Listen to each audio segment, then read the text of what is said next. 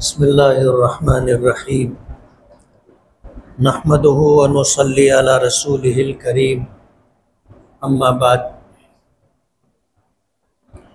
फ़अऊज़ु बिल्लाहि मिनश शैतानिर रजीम वलिल्लाहि अलन नासि हिज्जुल बैति मन इस्तताअ इलैहि सबीला व मन कफ़र फ़इन्नल्लाह गनिय्युन अनिल आलमीन व क़ाला नबिय्यु सल्लल्लाहु अलैहि वसल्लम या अय्युहन्नास क़द फ़ुरिज़ अलैकुमुल हज्ज फ़हुज्जू औ कमा क़ाला अलैहि सलातु वस्सलाम।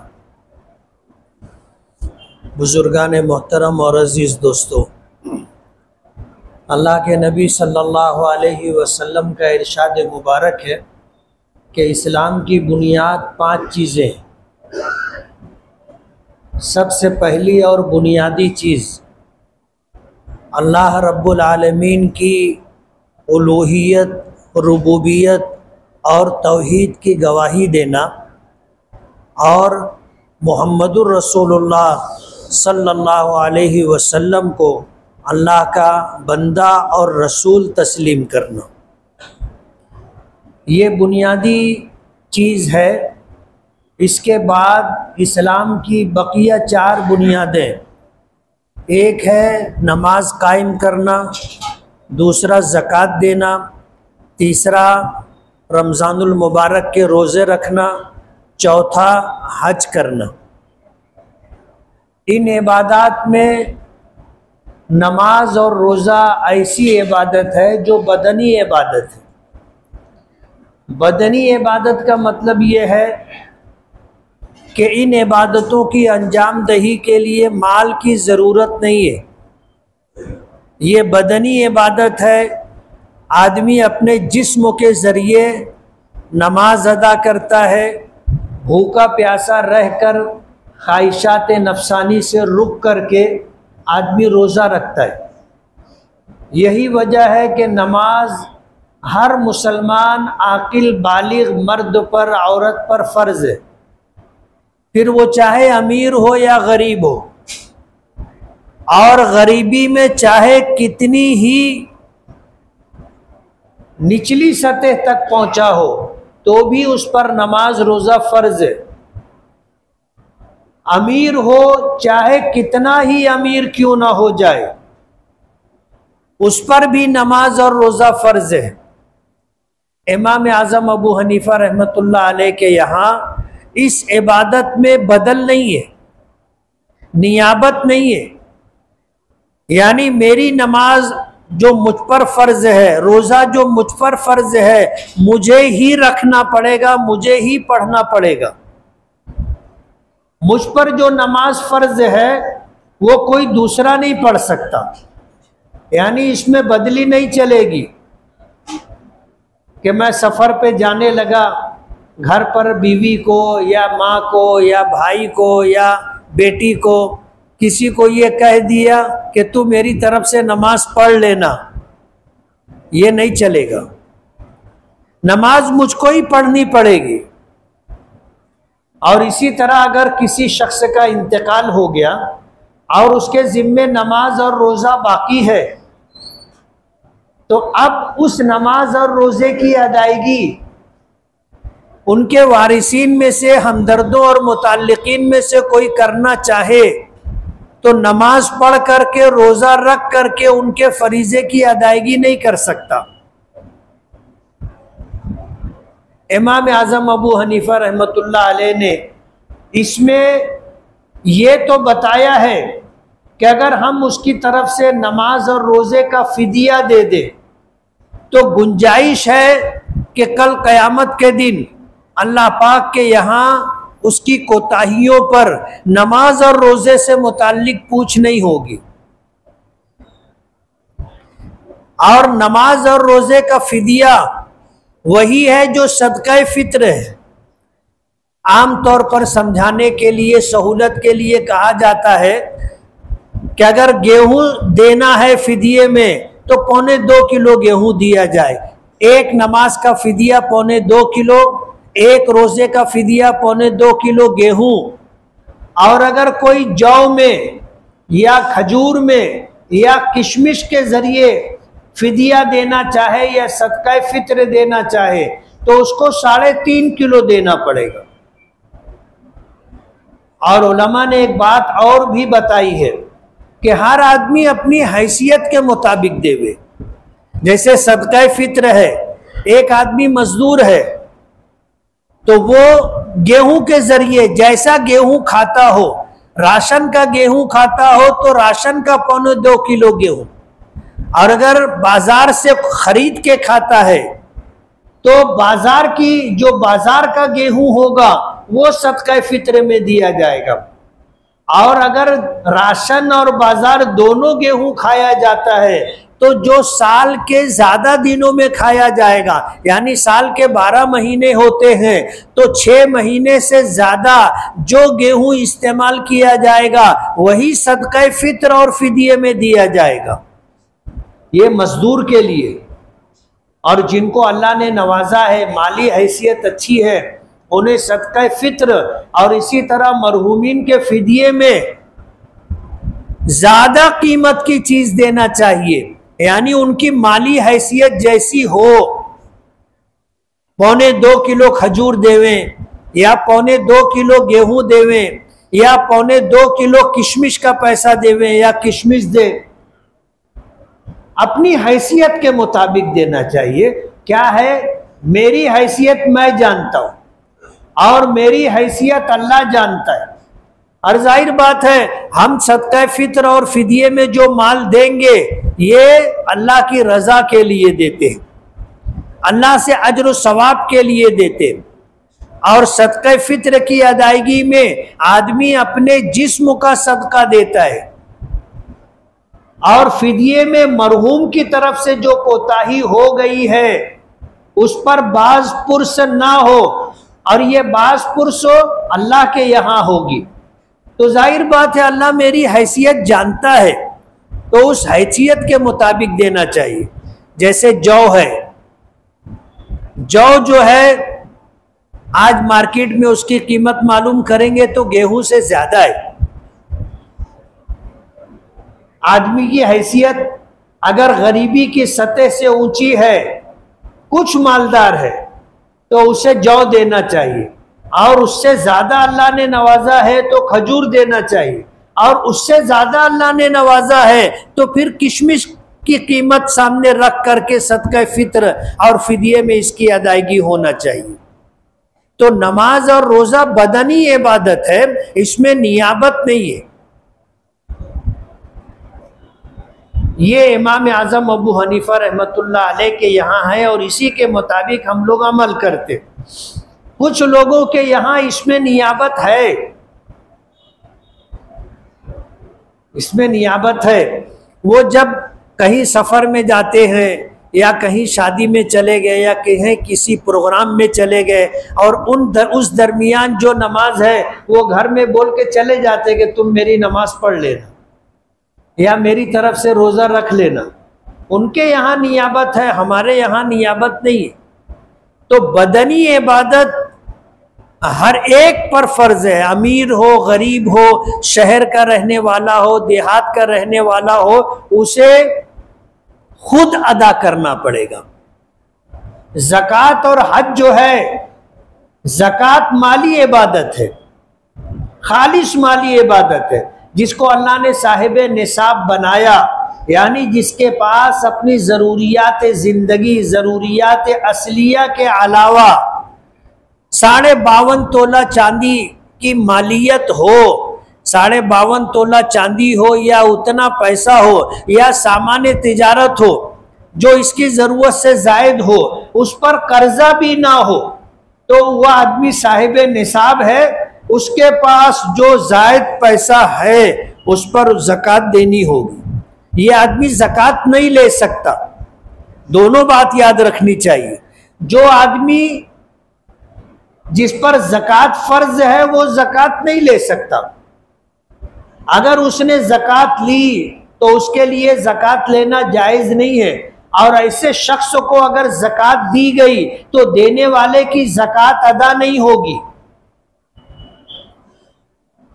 अब मेरी हैसियत मुझे मालूम है, कोई आदमी अगर रमजान के महीने में, आमतौर पर लोग ज़कात रमजान में देते, कुछ मुझे ला करके दिया और मुझे अगर ऐसा लग रहा है कि ये आदमी मुझे हदिया नहीं दे रहा है, तो पूछ लेना चाहिए कि ये ज़कात है क्या। अगर ज़कात है तो मैं मुस्तहिक के ज़कात नहीं हूं, आप किसी मुस्तहिक को दे दे। हमारी जिम्मेदारी है कहना। आमतौर पर ऐसा होता है कि मेरी हैसियत का इल्म अगर दूसरे सामने वाले को नहीं है और उसका गुमान यह है कि मैं ज़रूरतमंद हूं, तो वो मुझे लाके ज़कात दे सकता है, और लोग देते भी हैं। और शरीयत ने मसला भी बताया कि ज़कात देने वाले के लिए ज़रूरी नहीं है कि वो दे रहा हो तो बता करके देवे कि ये ज़कात है। बाज लोग जो है गैरत की वजह से नहीं लेते, तो मसला यह है कि बताना ज़रूरी नहीं है। लेकिन अगर कोई रमज़ानुल मुबारक में इस तरह की कोई रकम ला करके दे और हम अगर मुस्तहिक नहीं हो तो पूछ लेना चाहिए, उसको बता देना चाहिए कि भाई मैं मुस्तहिक नहीं हूं, अगर ये ज़कात है तो तुम किसी दूसरे ज़रूरतमंद मुस्तहिक को दे दो। और अगर हदिया है तो हदिया किसी को भी दिया जा सकता है, किसी आलिम को, किसी इमाम को, मुअज्जिन को, काजी को, मुफ्ती को, अमीर को, बादशाह को, आप सबको हदिया दे सकते हो। हत्ता के सय्यद हुजूर पाक सल्लल्लाहु अलैहि वसल्लम और उनकी औलाद को भी हदिया दिया जा सकता है, हालांकि उन पर ज़कात सदका हराम है, वो नहीं खा सकते। हजरत हसन रजी अल्लाह ताला अन्हु के मुतालिक आता है कि बच्चे थे, मस्जिद नबवी में नबी करीम सल्लल्लाहु अलैहि वसल्लम के साथ आए हुए थे। मस्जिद के सहन में सदके की खजूरें रखी हुई थी। हजरत हसन बच्चे थे, वहां से गुजरते हुए एक खजूर का दाना उठा लिया और मुंह में रख लिया। हुजूर पाक सल्लल्लाहु अलैहि वसल्लम ने देखा, फौरन लपक करके गए और मुंह में उंगली डाल करके वो खजूर निकाली। और हजरत हसन बच्चे थे, उनसे कहा कि हम सय्यद हैं और हम पर ज़कात और सदका खाना हराम है। हदिया दे सकते हैं। हजरत अब्दुल्ला इब्न सलाम यहूदियों के बहुत बड़े आलिम थे। हुजूर पाक सल्लल्लाहु अलैहि वसल्लम की खिदमत में आए तो उनकी किताब तौरेत में नबी आखिरुज़्ज़मा की निशानी ये बताई गई थी कि वो सदका कबूल नहीं करेंगे, हदिया कबूल करेंगे। अब्दुल्ला इब्न सलाम रजी अल्लाह ताला अन्हु आए, उन्होंने आकर के कुछ पेश किया। हुजूर पाक सल्लल्लाहु अलैहि वसल्लम ने पूछा क्या है, कहा सदका है। तो हुजूर ने फरमाया नानो माशिरुल अंबिया, हम अंबिया की जमात, हम सदका कबूल नहीं करते, सदका हमारे लिए जायज नहीं है। आपने जो मजलिस में गरीब सहाबा किराम थे उनको दिलवा दिया। अब्दुल्ला इब्न सलाम बाद में कुछ दिनों के बाद आए और कुछ ले करके आए, हुजूर की खिदमत में पेश किया। हुजूर ने पूछा क्या है, कहा कि हदिया, तो हुजूर ने कबूल फरमाया। और हदिया लेते देते रहना चाहिए। जिनसे हमारे ताल्लुकात हैं, जिनसे हमारे दोस्ताना मरासिम हैं, जिनसे हमारी रिश्तेदारी है, वक्तन फवक्तन कुछ न कुछ हदिये के तौर पर लेते देते रहना चाहिए। हुजूर ने फरमाया तहादू तहाबू, हदिया लेते देते रहा करो, आपस में मोहब्बत पैदा हो, ताल्लुकात मजबूत होंगे, ताल्लुकात मजबूत होंगे, ताल्लुक मजबूत होगा। हदिया लेते देते रहा करो। हुजूर पाक सल्लल्लाहु अलैहि वसल्लम के की खिदमत में देहात से आने वाला एक शख्स जब देहात से मदीना आता तो उसके पास खेती थी। वो जब आने लगता तो कभी निनुआ लेकर के आ जाता, कभी मूली लेकर के आ जाता, कभी कोई और सब्जी लेकर के आ जाता। खीरा लेकर के आ गया और हुजूर की खिदमत में पेश करता था हदिये के तौर पर, और हुजूर कबूल फरमाते थे और इस्तेमाल फरमाते थे। और सहाबे किराम कहते हैं कि हफ्ते में वो एक दिन आया करता था, जुमा के दिन, तो हुजूर उसके आने का इंतजार किया करते थे। हुजूर इंतजार किया करते थे और वो जब आता था और हुजूर की खिदमत में ला करके कुछ पेश करता था तो हुजूर खुश दिली से कबूल फरमाते थे। बाद साहबे के नाम कहते हैं कि इस तरह कबूल फरमाते थे जैसे आप इसके जरूरतमंद है, यानी जो चीज लाई गई है वो हुजूर की जरूरत की चीज है, इस तरह हुजूर कबूल फरमाते थे। हालांकि उसकी कीमत बहुत मामूली होती थी, लेकिन खुशदिली से हुजूर कबूल फरमाते थे और कहा करते थे कि ये हमारा देहाती दोस्त है, देहाती दोस्त है और हम इसके शहरी दोस्त हैं। तो हदिया लेते देते रहना चाहिए, इससे आपस के ताल्लुक मजबूत होते हैं, आपस में मोहब्बत पैदा होती है। और ये अमल अब मफकूद हो गया, खत्म हो गया, आदमी ये अमल छोड़ दिया। इस अमल को इख्तियार करने की जरूरत है। और ऐसा जरूरी नहीं है कि आप कीमती चीज ही हदिये में दे, मामूली चीज भी आप हदिये में दे सकते हैं और देना चाहिए। यानी जिसका देना देने वाले के लिए भी भारी ना हो और कबूल करने वाले के लिए भी ना हो कि यार इतनी कीमती चीज लाया है, अब इतनी कीमती चीज लाया है तो मुझे अगर देना होगा तो जाहिर बात है मुझे भी तो कुछ ना कुछ तो लिहाज करना पड़ेगा। इसलिए मामूली चीजें लेते देते रहना चाहिए, इससे आपस में मोहब्बत पैदा होगी। खास तौर पर अपने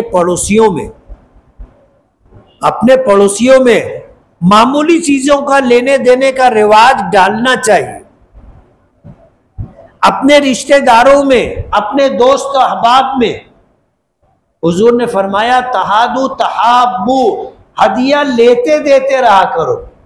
हुजूर के अल्फाज है तहादु, लेते देते रहा करो, सिर्फ लेते रहो। हुजूर ने ऐसा नहीं फरमाया। ताली दोनों हाथ से बजती है। मोहब्बत कब होगी कि कभी आपको दिया गया तो आप भी दो, ये नहीं कि सिर्फ वो लेते रहो। वो देहात से आने वाला और बास साहबे के नाम हुजूर पाक सल्लल्लाहु अलैहि वसल्लम को हदिया देते थे और हुजूर पाक सल्लल्लाहु अलैहि वसल्लम उससे बेहतर चीज उनको हदिये में वापस किया करते थे, वापस दिया करते थे। बास सहाबा के मुतालिक आता है कि गरीब सहाबी थे लेकिन हुजूर को कुछ ला करके इस नियत से दे दिया करते थे कि हुजूर की आदत शरीफा है कि जो हदिया देता है उसको उससे बेहतर चीज हदिये में हुजूर अता फरमाते। तो जरूरतमंद और गरीब होते थे लेकिन ला करके देते थे तो हुजूर उससे बेहतर उनको दिया करते थे। तो ज़कात और सदका, ज़कात और हज ये माली इबादत है। ज़कात खालिस माली इबादत है, इसमें नियाबत चलती है। मेरी ज़कात अगर तुम अदा करोगे तो अदा हो जाएगी। जैसे आमतौर पर अपने घर में देखो कि बीवी के पास जो जेवरात होते हैं उसकी ज़कात कौन देता है? शौहर उसकी ज़कात देता है। आमतौर पर बीवी के पास जेवर तो होता है लेकिन जेवर की अदायगी के लिए, ज़कात की अदायगी के लिए उसके पास पैसा नहीं होता, तो उसके जेवरात की ज़कात शौहर अदा करता है, अदा हो जाती है। इसी तरह हज है। हज आदमी जिंदगी में हज करे, अगर उसमें जिंदगी में शेख फानी हो गया, यानी इतना उम्र दराज और इतना कमजोर हो गया कि वो खुद हज नहीं कर सकता, तो वो अपनी जिंदगी में अगर किसी को अपनी तरफ से हज के लिए भेजना चाहे तो भेज सकता है। हज बदल का बाकायदा मसला और हुक्म मौजूद है। और अगर किसी शख्स का इंतकाल हो गया, उस पर हज फर्ज था और उसने अपनी जिंदगी में हज अदा नहीं किया, इंतकाल कर गया, लेकिन इंतकाल से पहले उसने वसीयत की कि मुझ पर हज फर्ज था और मैं हज नहीं कर सका, मेरी तरफ से हज करवाया जाए, और उसने तरके में विरासत में माल भी छोड़ा है, तो वो जो तरका छोड़ करके गया है, माल छोड़ करके गया है, उसमें से हज बदल करवाएंगे। यानी हज बदल के लिए 3 शर्तें मरने के बाद। पहले तो ये कि मरने वाले पर जिंदगी में हज फर्ज था, दूसरा ये कि उसने मरने से पहले वसीयत की कि मेरी तरफ से हज करवाना, और तीसरी बात यह कि हज पर खर्च होने वाली रकम वो छोड़ कर गया है, तो ही उसकी तरफ से हज बदल होगा। और अगर उस पर हज फर्ज था, उसने किया नहीं, लेकिन उसने वसीयत नहीं की या उसने माल नहीं छोड़ा, तो अब उसकी तरफ से हज बदल नहीं होगा, उसकी तरफ से हज बदल नहीं होगा। अब अगर वारिसीन चाहते हैं कि उसकी तरफ से फरीज़ा हज साकित हो जाए, तो वो किसी को हज पर भेज दे या खुद हज कर ले अपनी तरफ से, तो दोनों मसलों में फर्क है। पहली सूरत में उस शख्स के लिए बेहतर यह है कि वो हज इफरात करे, और दूसरी सूरत में जबकि मरने वाले पर हज फर्ज था लेकिन उसने वसीयत नहीं की या माल नहीं छोड़ा, और वारिसीन उसकी तरफ से हज करना चाहें तो वो हज तमत्तो भी कर सकते हैं, हज करके उसका सवाब उसको पहुंचा दे।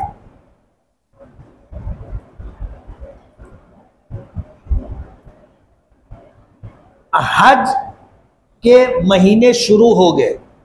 हज के 2 महीने 10 दिन है, शव्वाल, ज़िक़ादा और ज़िलहिज्जा के 10 दिन।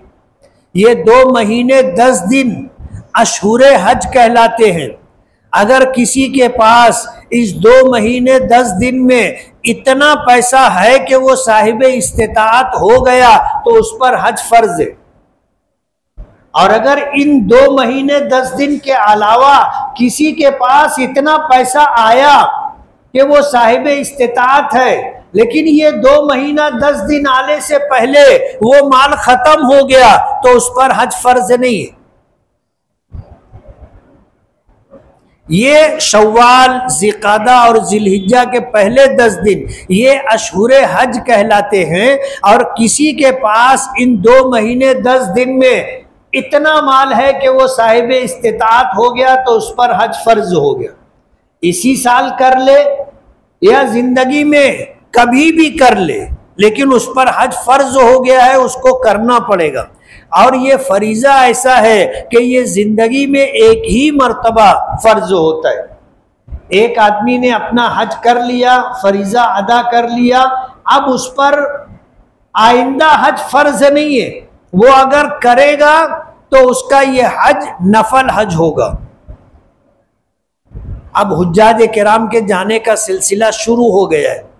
मुझे जो बात कहनी थी वो ये कि हज माली इबादत है, और माली होने के साथ साथ बदनी इबादत है, यानी दोनों चीज़ें इसमें शामिल है।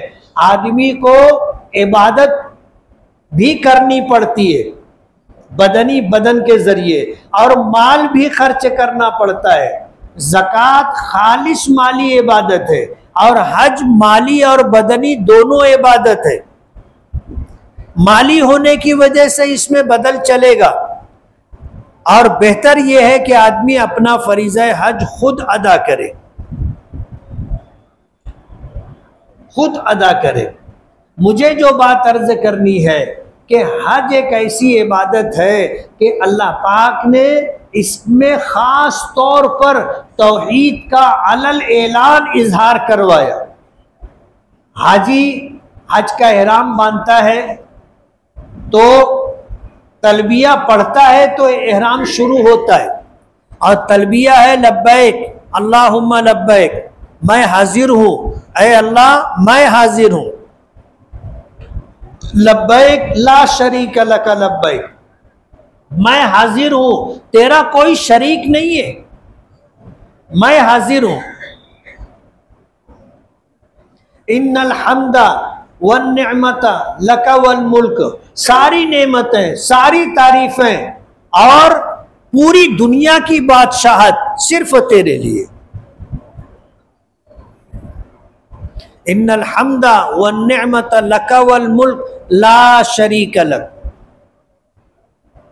ये ला शरीक लक 2 मर्तबा है तलबिया में, शुरू में है और आखिर में है। लब्बैक अल्लाहुम्मा लब्बैक लब्बैक ला शरीक लक लब्बैक, और आखिर में है ला शरीक लक, तेरा कोई शरीक नहीं। तौहीद का ऐलान, तौहीद यही ईमान है। अल्लाह रब्बुल आलमीन की ज़ात में, सिफात में, उसके आमाल व अफ़ाल में, आसार में कोई शरीक नहीं है, कोई शरीक नहीं। और हज में इसी बात का इजहार करवाया गया। आदमी एहराम अपने यहाँ मीकात से पहले बांधता है और यहीं से मर्दों को हुक्म है कि वो आवाज के साथ तलबिया पढ़े, इस बात का ऐलान करे ला शरीक लक, कोई तेरा शरीक नहीं है। और इस बात को अपने दिल के साथ, दिल के यकीन के साथ कहे। हज में तौहीद है, खास तौर पर इसका अलल ऐलान इजहार करवाया गया। और इस लब्बैक की हैसियत ऐसी है कि इसके बगैर एहराम शुरू ही नहीं होगा। ना आदमी का एहराम के बगैर उम्रा होगा, ना एहराम के बगैर हज होगा।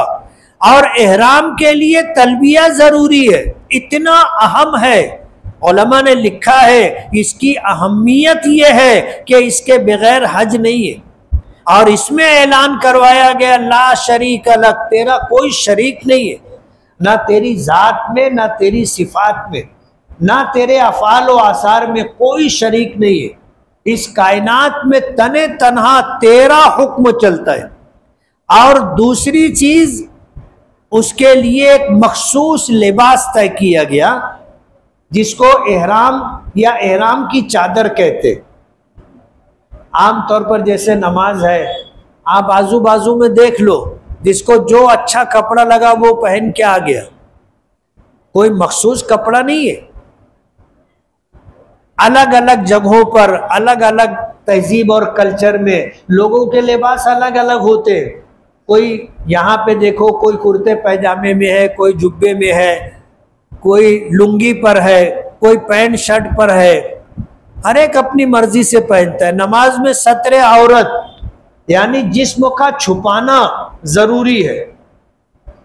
आप किसी भी कपड़े से छुपा ले चलेगा, लेकिन हज के लिए कोई भी कपड़ा आप पहनो नहीं चलेगा, उसके लिए एहराम जरूरी है। और उस एहराम के जरिए हर एक की हैसियत एक जैसी कर दी गई कि बादशाह वक्त भी होगा। जैसे सऊदी का हुक्मरान, सऊदी का हुक्मरान वो भी अगर हज के लिए आएगा तो लिबास उसका भी वही होगा जो हिंदुस्तान से जाने वाले एक मजदूर का एहराम होगा। सबकी हैसियत एक जैसी। अब कोई अमीर कोई गरीब समझ में नहीं आएगा।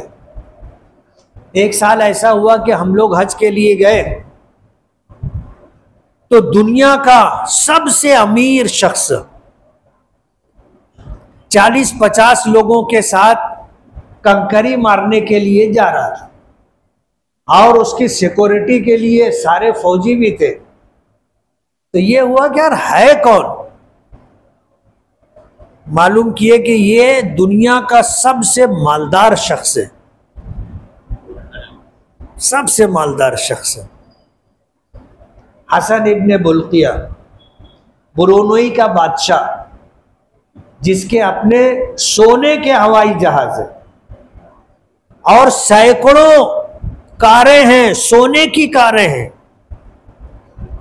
और जिसके महल में कई 100 कमरे हैं, जिसकी पर सेकंड आमदनी इतनी है कि जिसका अंदाजा नहीं किया जा सकता, इतनी आमदनी। लेकिन वही एहराम में था। उसके आजू बाजू में जो लोग थे उनमें और उनमें कोई फर्क नहीं था। पूरे मिना में जितने हाजी थे उसमें और उनमें कोई फर्क नहीं था। फकीराना हैसियत में सबको जाना है। बादशाह वक्त भी हो तो उसे एहराम जरूरी है, और कोई फकीर आदमी भी हज के लिए गया है तो उसके लिए भी एहराम। हैसियत सबकी एक कर दी गई, कोई फर्क नहीं रखा गया। और जाहिर बात है, आदमी जब उसके दरबार में जो जा रहा है, जो मलिक है, पूरी कायनात का खालिक है, मालिक है, इस कायनात में उसी की बादशाहत है, आदमी जब उसके यहाँ गया तो फकीर बन करके ही जाएगा। बस एक बादशाह है वो, और हम सब उसके फकीर। तीसरी चीज जो खास तौर पर हज से मुताल्लिक है कि इसके लिए ज़मान, मकान और आमाल मुतय्यन कर दिए गए। ज़माना ज़िलहिज्जा की 8 तारीख, 9 तारीख, 10 तारीख, 11 तारीख, 12 तारीख, ये वक्त है। साल भर हज नहीं होगा, इन्हीं 5 दिनों में होगा। और मकाम भी मुतय्यन है, 8 तारीख को मिना में, 9 तारीख को अरफात में, रात में मुज़दलिफ़ा में, और 10 तारीख, 11 तारीख, 12 तारीख मिना में। और आमाल भी मुतय्यन है।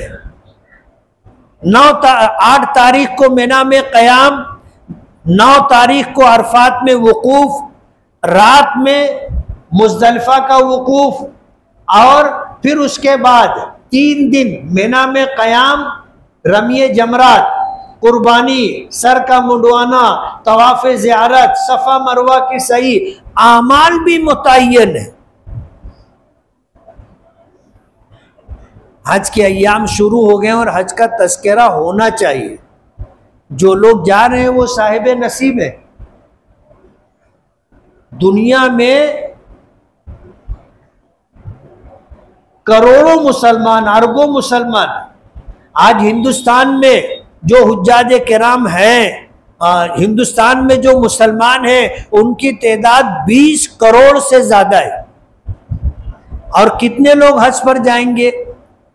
आखिरी हद 2.25 लाख। और इस मर्तबा तो सऊदी गवर्नमेंट ने कुछ 52,000 वीजे कट कर लिए।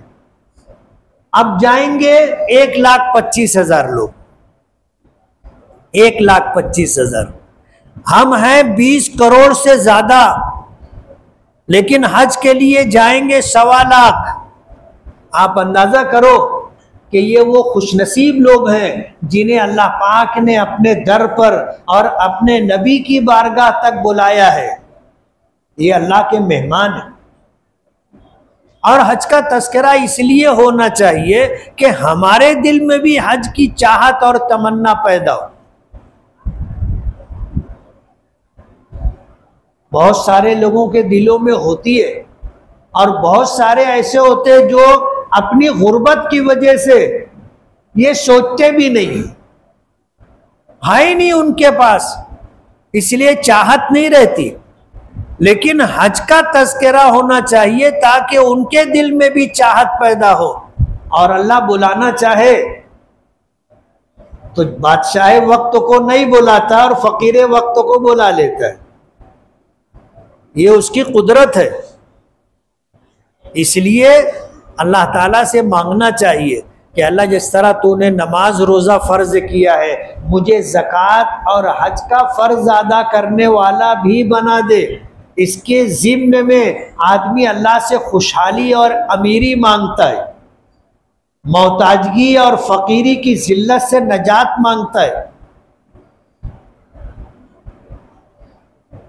मांग रहा है दुनिया, लेकिन मांगने का तरीका अलग है कि अल्लाह मुझको ज़कात देने वाला बना। मांग तो ये भी सकता था कि अल्लाह मुझको साहिब निसाब बना, मुझको अमीर बना, मालदार बना, तो ज़कात भी अदा करेगा, हज भी करेगा। लेकिन मांगे ऐसे नहीं। हमें उलमा और अल्लाह वालों ने बताया कि अल्लाह से मांगो इस तरह कि अल्लाह नमाज और फ़र्ज जिस तरह तूने अदा किया है, ज़कात और हज भी अदा करने वाला हमको बना दे। हम ज़कात भी दें और हम हज भी करें। तो इसके लिए, हज के लिए जगह भी मुतय्यन है, वक्त भी मुतय्यन है और उसी के साथ तरीक़ेकार भी मुतय्यन है। सबको एक जगह पर, एक वक्त पर एक अमल अंजाम देना है। तो हज में ख़ास तौर पर तौहीद है, तौहीद ला शरीक लक, कि अल्लाह तेरा कोई शरीक नहीं, ना तेरी ज़ात में, ना तेरी सिफ़ात में, ना तेरे अफ़ाल व आसार में, कहीं कोई तेरा शरीक नहीं। तू वहदहू ला शरीक लहू है। हुज्जाज किराम जब जाने लगते हैं तो जो लोग जाके आए हैं उनका दिल महसूसने लगता है काश हम भी चले जाते। हालांकि हो के आए, लेकिन बताने वाले बताते हैं कि जो हो के आ जाता है उसको ज़्यादा एहसास होता है और जो जाके नहीं आया उसको उतना एहसास नहीं होता। हालांकि सबको होना चाहिए, सबको। अल्लाह ताला सबको हज्जे मबरूर की सआदत अता फ़रमाए और जाने वाले हुज्जाज किराम की तमाम इबादतों को अल्लाह आसान कर दे और शर्फ़ क़बूलियत से माला माल फ़रमाए। व आखिरु दावाना अनिल हम्दुलिल्लाहि रब्बिल आलमीन। जिन साथियों ने सुन्नत न पढ़ी वो सुन्नत पढ़ लें।